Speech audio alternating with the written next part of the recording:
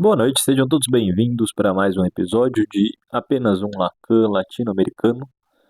Para quem caiu de paraquedas aqui, eu sou o Pedro Zanola e eu vou apresentar o trabalho que a gente tem realizado aqui. Esse é como o vídeo relato do meu projeto de doutorado, que está ainda sendo planejado, e nele eu estou lendo o seminário 16 e vamos ler o 17 também, pedacinho por pedacinho, para tentar extrair uma teoria de análise do discurso do Lacan, para não só a gente ficar repetindo a teoria dos quatro discursos do Lacan, como se costuma fazer, mas a partir da extração de pressupostos de análise de discurso do Lacan, a gente conseguiu usar isso como um modelo para fazer análise de discurso, como analisar discurso do racismo, discurso de gênero, de sexismo ou discurso neoliberal, que são nossos três focos iniciais, né? Então, a gente apresentou uma série de vídeos aí no canal onde a gente está construindo de pouco em pouco a pouco, o sentido de uma teoria lacaniana do discurso. E na classe de hoje a gente vai seguir nesse projeto. Então, quem puder, curta, compartilhe, se inscreva ou comente, tire dúvidas para ajudar a impulsionar o canal.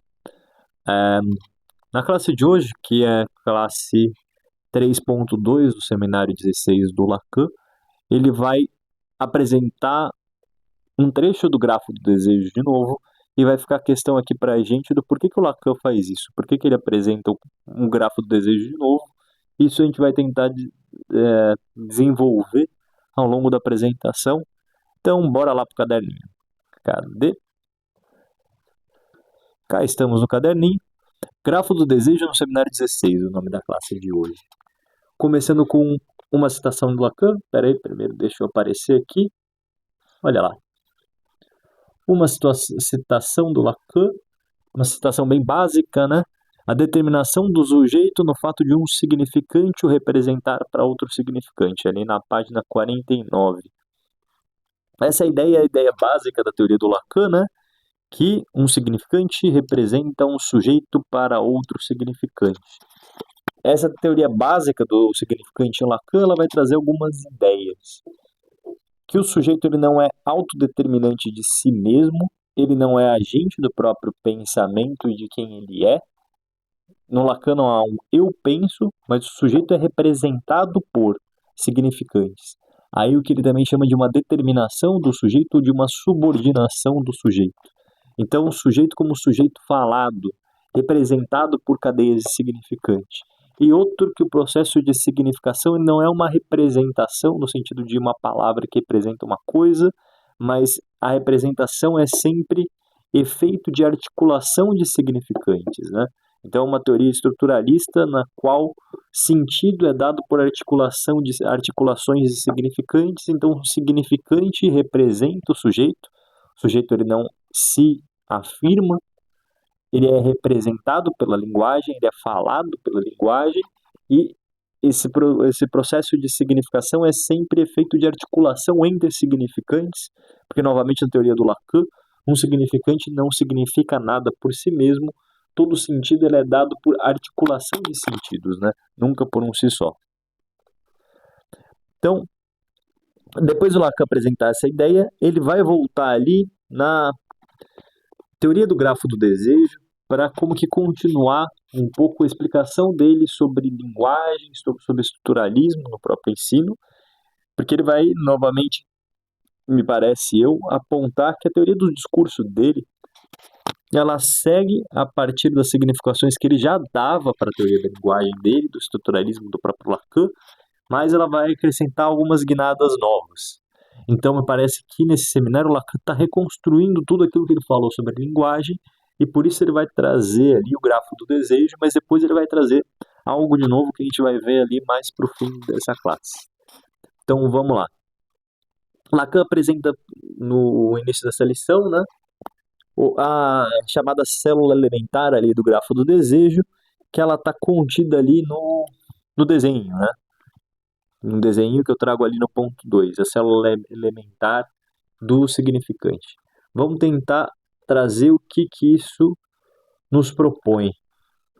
Bom, aqui nessa primeira passagem, que eu demarco ali, de S para S1, O Lacan está dizendo que um discurso ele se desenvolve por uma metonímia de significantes. Ou seja, os significantes eles fazem um processo. 1, 2, 3, 4. Por exemplo, uma frase ela tem um começo, um meio e um fim. Um discurso numa sessão ela tem um começo, meio e fim. A minha vida como uma história que eu posso narrar, ela tem um começo, meio e fim. Então, significantes eles vão se encadeando, eles vão se colocando numa determinada série. 1, 2, 3, 4. Ou vamos pegar uma frase. Eu estava sentado no banco. É uma frase que tem 1, 2, 3, 4. Ela tem um sentido progressivo, né? E o Lacan vai dizer que, além disso, para se determinar o sentido do processo de significação dos significantes, né, essa articulação significante, Lacan também vai propor que a significação ela é sempre um ato retroativo, o que traz alguns sentidos interessantes essa ideia de retroatividade como aquilo que produz a significação no Lacan, né? Primeiro, traz o sentido que tudo está sempre tendo seu sentido eternamente reescrito. A ressignificação, digamos assim, é um processo infindável da própria estrutura significante, porque o termo posterior está sempre ressignificando os anteriores. O segundo é que isso vale inclusive para a própria história do sujeito. A minha história ela não é um dado fixo, um conjunto de fatos que me aconteceu, mas enquanto uma narrativa dessa história, a história também está sempre num processo de ressignificação. Terceiro ponto importante é que se a vida está sempre se ressignificando, o discurso está sempre ressignificando, as frases estão sempre se ressignificando, isso traz um sentido do próprio funcionamento terapêutico. A interpretação ela visa produzir uma transformação dos significados por esse efeito retroativo, né? De as interpretações ou o desenvolvimento da narrativa ir ressignificando o discurso pelo percurso, né? Então Lacan faz esse processo, né? Que há um movimento, assim, digamos, um sentido do discurso progressivo, como numa frase tem a palavra 1, 2, 3, 4, e há um segundo sentido, um sentido retroativo que vai dar uma significação para aqueles significantes encadeados.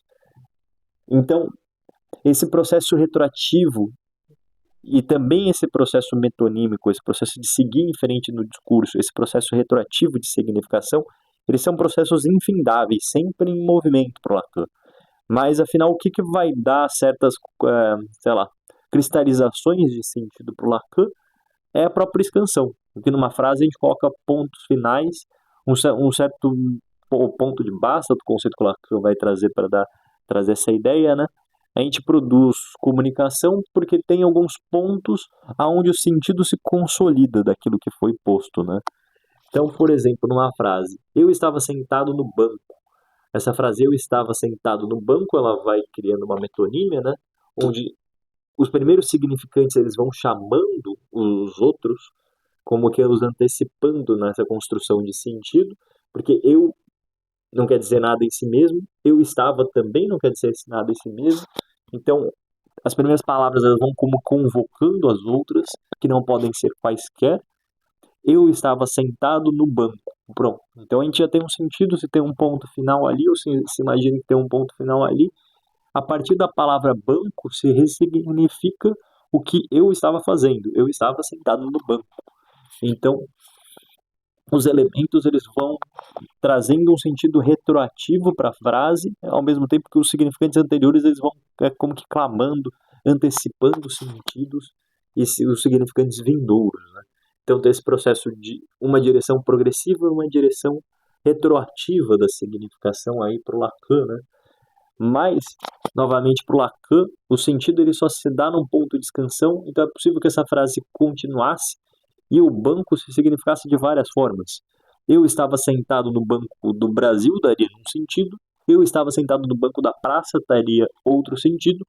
Eu estava sentado no banco na Rua Brasil, daria um outro sentido determinado, que a gente não saberia se era um banco financeiro ou um banco que se senta em praça.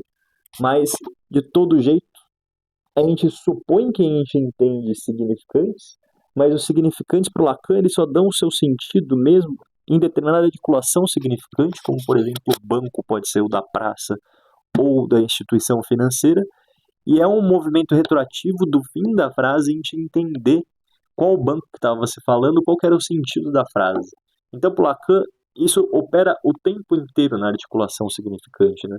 Um significante nunca tem o seu sentido dado por si mesmo, ele só tem o seu sentido na articulação com os outros significantes, e o processo de significação ele depende de um ponto de escansão, como um ponto final, a partir do qual retroativamente um sentido se coloca, um sentido mesmo que provisório, né? Aí para o Lacan, novamente, um sujeito é aquilo que um significante representa para outro significante, ou seja, aquilo que eu sou, digamos assim, ou que eu estou pensando, parece um ato autoprodutivo, mas no fim das contas, para o Lacan, é efeito de articulação, de articulações significantes que acontecem em mim que vão dar nessa combinatória um sentido. Ah, eu sou isso, eu sou aquilo outro. Uma outra questão importante para o Lacan é que nessa teoria, já que ele está pensando em articulação significante, me parece que o Lacan, ele sim, ele tira muito da produção de sentido aquilo que a gente atribui, isso o Lacan vai dizer que é o imaginário, né? Aquilo que eu atribuo para uma certa palavra enquanto representação é algo que na escuta analítica ela é desvalorizada, digamos assim, não ler, não ouvir de uma forma empática, onde eu tento atribuir um sentido a partir do sentido que me convém à fala do outro, mas se o Lacan está propondo que não se deve ouvir através desse nível representativo, imaginário, então ele está propondo que se deve ler texto em análise, ou seja, o discurso do paciente como um texto, a partir da articulação significante. Ou seja, para o Lacan é muito importante, no sentido que se produz em análise, qual é o encadeamento de um discurso ao longo do discurso de uma sessão. Por exemplo, o paciente falou A, depois ele falou B, depois ele falou C, depois ele falou D. É muito importante, ao ler um texto analítico, né, ao ouvir um discurso analítico, fazer esse movimento de ficar retomando o que foi dito primeiro, segundo, terceiro e quarto, e tentar produzir, tentar ver se revelando qual seria o sentido de o quarto, qual a relação que o quarto mantém com o terceiro, com o segundo, com o primeiro, qual a relação que o terceiro mantém com o segundo, com o primeiro, com o quarto. Então, o Lacan ele vai pegando os significantes que vai aparecendo num discurso, né? E esse ato de numerá-los é também um certo ato de recorte, de leitura, mas uma escuta lacaniana vai colocando esses significantes numa certa série e percebendo as relações que vão se estabelecendo entre esses significantes que vai sendo dito no discurso de uma análise, como a partir dessas articulações ali se tem um elemento importante de produção de sentido, muito mais do que naquilo que o analisando está tentando dizer. Ah, eu falo isso pensando nisso, eu falo isso pensando nisso, eu falo isso pensando nisso, mas o que que essa série articulada traz enquanto produção de sentido? A escuta do Lacan vai muito mais nessa direção, e a forma como o analista está ouvindo, está propondo o desenvolvimento da associação livre na sessão também vai muito mais no desenvolvimento disso, a articulação de significantes, do que numa interpretação que seria no nível de, sei lá, uma hermenêutica, de ficar tentando encontrar sentidos encobertos na fala do paciente. O sentido ele vai brotando mesmo dessas articulações. Esse é um ponto importante ali, contido nessa célula elemental ali do grafo do desejo. Depois o Lacan vai dizer que essa célula elemental ela comporta metáfora e metonímia. Com metáfora, a gente vai apresentar, tem alguns sentidos de metáfora aí no ensino de Lacan, mas a gente vai apresentar esse sentido que basta para esse texto, que metáfora ela é como uma condensação significante, ela é como uma síntese, uma suprassunção. Então, uma metáfora ela vai pegar cadeias significantes e ela vai juntar num elemento, e esse elemento novo ela vai manter dentro de si os sentidos dessas cadeias significantes que ela juntou. Então a metáfora é como Lacan vai ler a ideia de condensação do sonho do Freud, né? E metonímia faz sentido, faz referência a esse discurso que vai deslizando, vai fazendo uma cadeia, um progresso de 1, 2, 3, 4, né? E de como o discurso nunca para, porque afinal, se o significante não representa nada em si mesmo, um discurso está sempre chamando as palavras posteriores para seguir o seu processo de significação, né? Então ele é um discurso em movimento, é isso que quer dizer metonia, né? Bom, e no ponto 3 aqui, eu trago ali que na classe o Lacan vai retomar o xiste que o Freud apresenta, né, mas que é muito importante para a análise do Lacan, ali também no seminário sobre as formações do inconsciente e no subversão do sujeito, né, é um xiste que o Lacan usa como modelo de análise, né, como exemplo para analisar, que é o xiste do familionariamente. Bom, Lacan vai dizer que esse xiste ele só faz sentido porque ele foi dito por Rich, que se ele fosse dito por outra pessoa, talvez o sentido do xiste não se revelaria, que esse xiste familionariamente ele traz fonemas suplementares que revelam duas cadeias de significantes condensadas. Então, qual que é a história do xiste, né? Esse tal desse Hirsch, nesse xiste analisado por Freud, né? Ele está falando que o Rothschild, que é um baita de um ricaço, ele recebeu ele de forma familiar. Só que percebe que familiar e milionário tem o mili compartilhado. E daí a formação do inconsciente, nesse efeito de duas cadeias de significantes se atravessando, ela produz esses fonemas suplementares, produzindo uma síntese de familiar e milionário como família, o mili, os fonemas que são assim gancho de familiar e milionário, e familionariamente produzindo esse xiste que ele é uma metáfora para o Lacan, né? Ou seja, familionariamente ele conjuga o sentido da cadeia discursiva que dizia que ele tinha sido recebido de forma familiar e tinha sido recebido de forma estranhamente familiar para uma recepção feita por um milionário, né? Então o Hirsch, no xiste, ele acaba sem querer destacando que foi familiar demais a recepção sendo dada por um milionário, porque não se espera que um milionário se receba alguém como o Hirsch de forma familiar, porque Hirsch dá a impressão que ele era, obviamente, alguém de classe média, um empregado, digamos assim. Então o Hirsch ele junta essas duas cadeias. O cara queria elogiar, que recepção familiar, mas ele acaba elogiando, criticando. Foi familiarmente, foi familiar, foi estranhamente familiar para uma recepção de alguém milionário.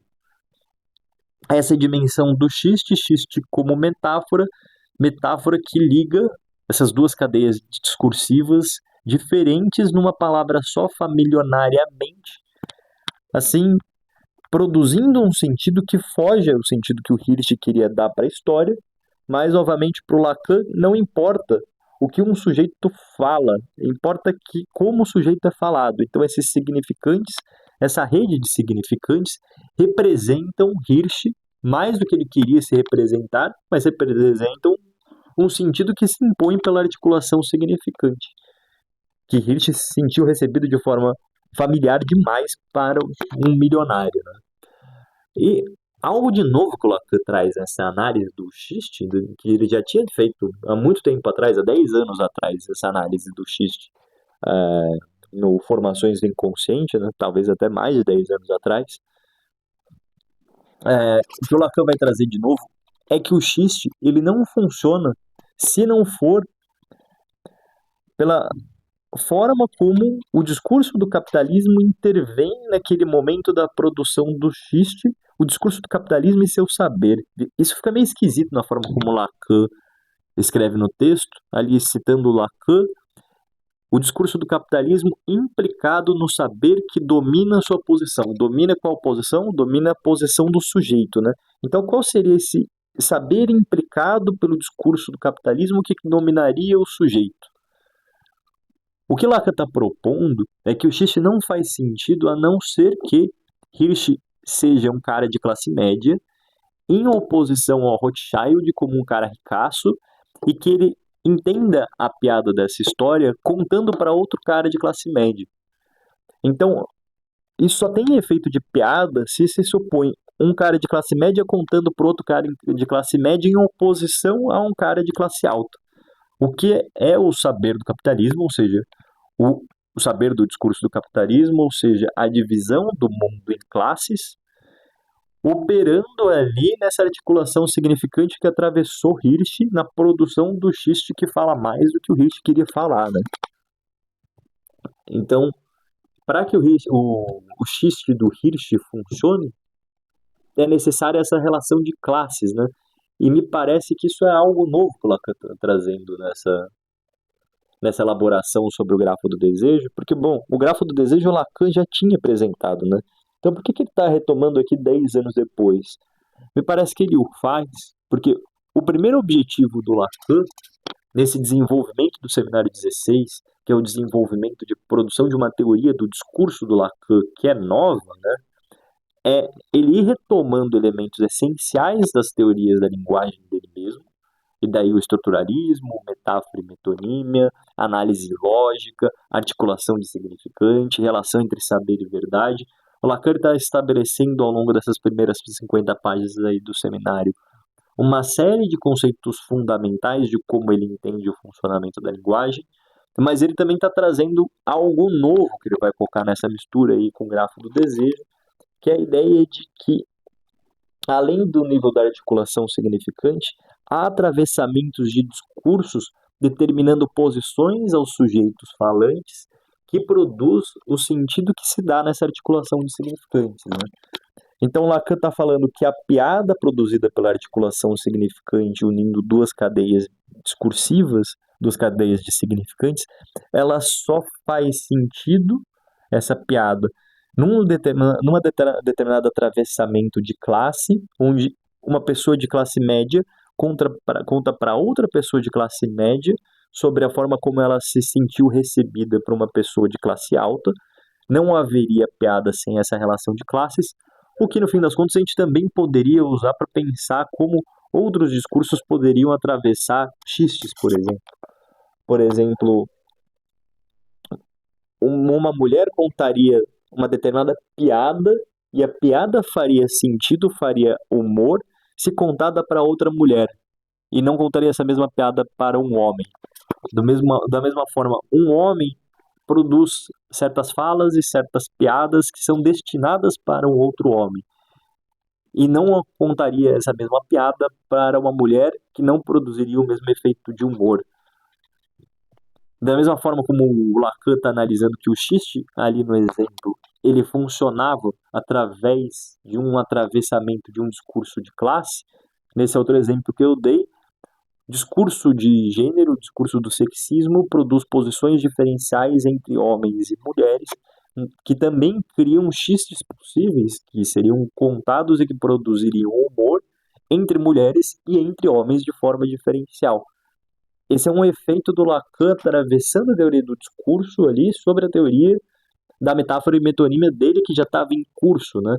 Como posições entre falantes afetam a produção do sentido da articulação significante e o humor possível dessa articulação de sentido, né? Dessa articulação de significante. Depois, o Lacan traz o monstrengo aí, que é o grafo do desejo inteiro, a qual acho que não faz sentido aqui a gente fazer um desenvolvimento do grafo do desejo inteiro, porque é algo muito complexo. Para quem quiser estudar mais sobre isso, eu recomendo muito o livro O Grafo do Desejo, do Alfredo Edelstein, que ele desenvolve 150 páginas aí sobre o grafo, né? Mas, novamente, a gente está tentando entender o porquê que o Lacan está trazendo esse grafo do desejo. A gente está apresentando essa ideia que ele está trazendo para seguir rebatendo conceitos fundamentais da teoria da linguagem dele, né? E também para trazer as teorias da enunciação, as teorias do discurso como algo novo que ele está colocando nesse jogo aí, revirando nesse balaio, né? Então, aqui no grafo do desejo completo, a gente tem algumas linhas fundamentais aqui, né?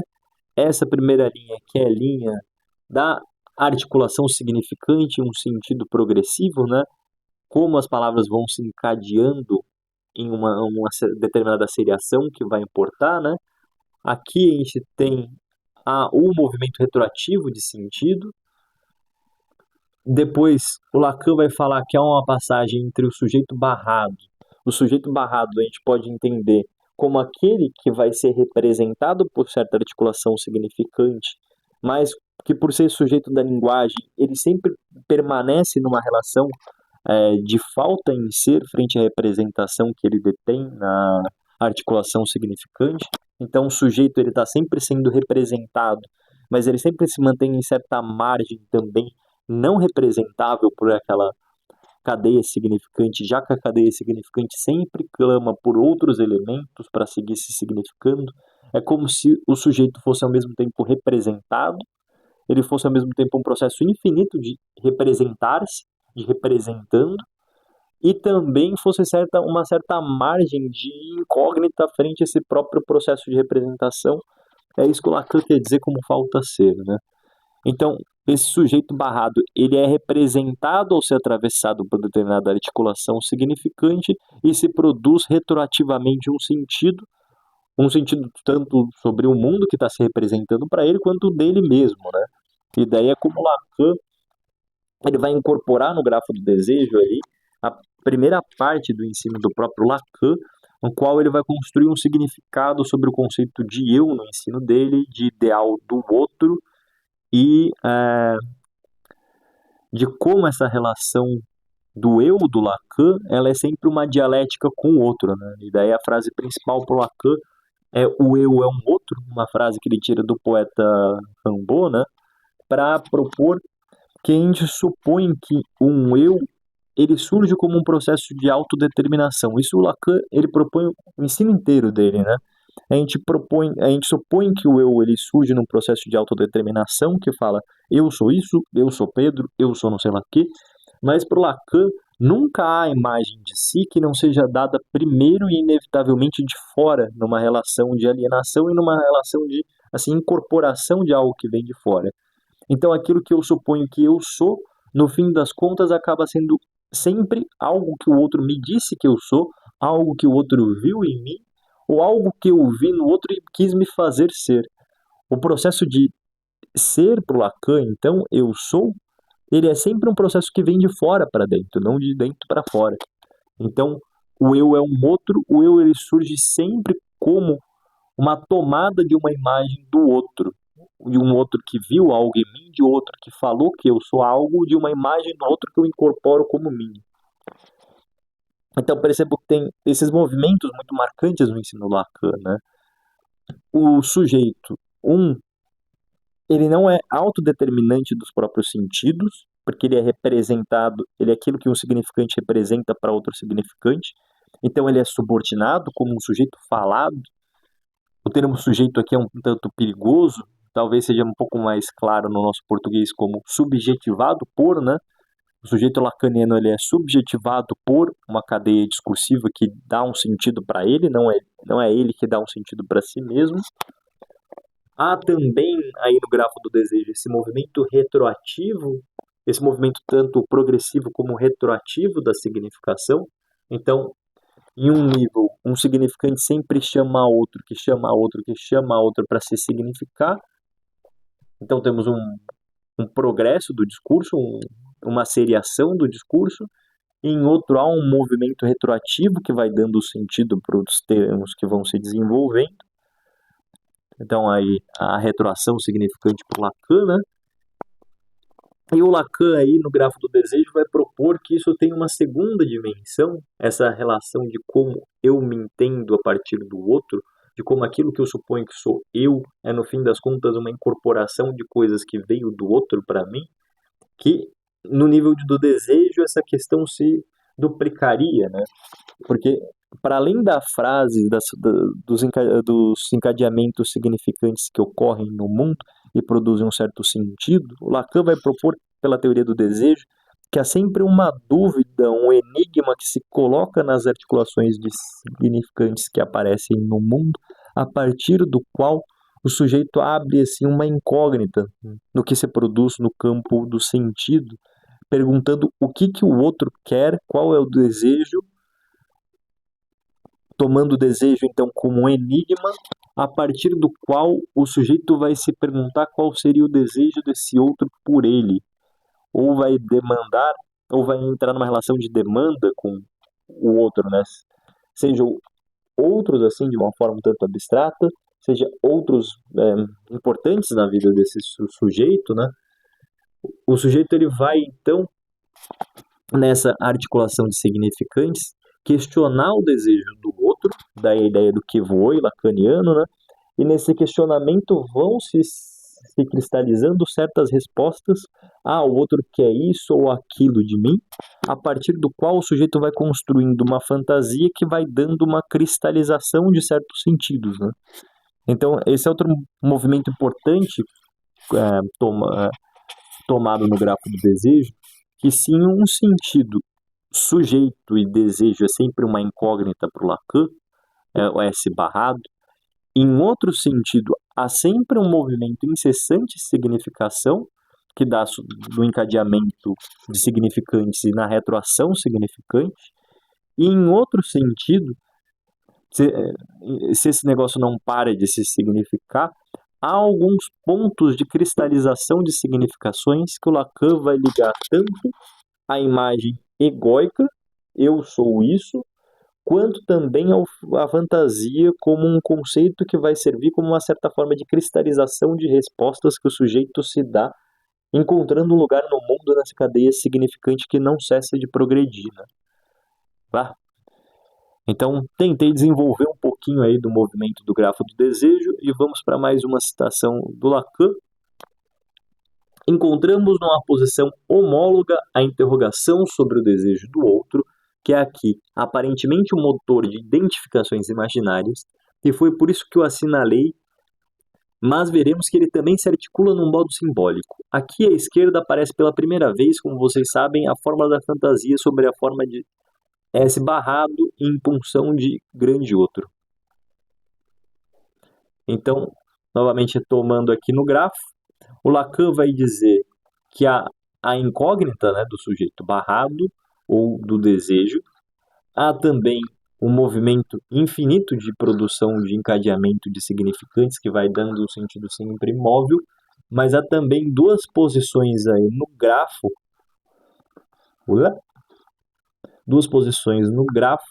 onde se constrói na articulação com o outro e com o desejo do outro certas cristalizações de sentido através do qual o eu vai se reconhecer como uma imagem e o sujeito vai se entender na relação a partir de uma fantasia.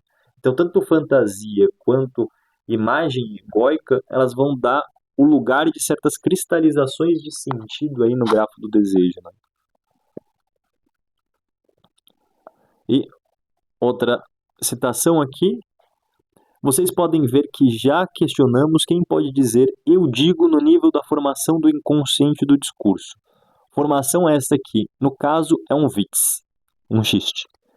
Isso lhes mostra que eu havia formado com precisão, desde a origem desse discurso, a distinção entre discurso e fala que vocês encontraram na formação-chave que escrevi este ano, no primeiro destes seminários, a do que acontece com o discurso sem fala, que é a essência, como afirmei, da teoria analítica. Então, destaque aqui, já questionamos quem pode dizer eu digo no nível da formação do inconsciente do discurso. Então, nessa citação, Lacan retoma como a teoria dele de linguagem não está interessada sobre a intenção comunicadora daquele quem diz. Eu digo isso. E isso está contido nessa frase do Lacan, né? Um discurso sem fala. Porque fala a gente poderia remeter à intencionalidade comunicativa de um falante. Eu disse isso querendo dizer isso. Para o Lacan, pouco importa o que um sujeito supõe que ele quer dizer. Para o Lacan, aquele que detém assim, a palavra de ordem no discurso é a própria verdade. Porque numa articulação significante vai sempre se revelando, e especialmente a associação livre, então a análise ela se propõe a associação livre exatamente para potencializar isso, que um sujeito, ao falar, ele acaba percebendo que essa dimensão de intenção comunicativa em associação livre, ela vai um pouco se perdendo. E aquilo que vai tomando a palavra e falando por si, é o conceito de verdade no Lacan, né? Então, as articulações significantes elas vão produzindo um sentido para além da intenção comunicativa daquele que fala. É isso que o Lacan quer dizer com eu a verdade falo.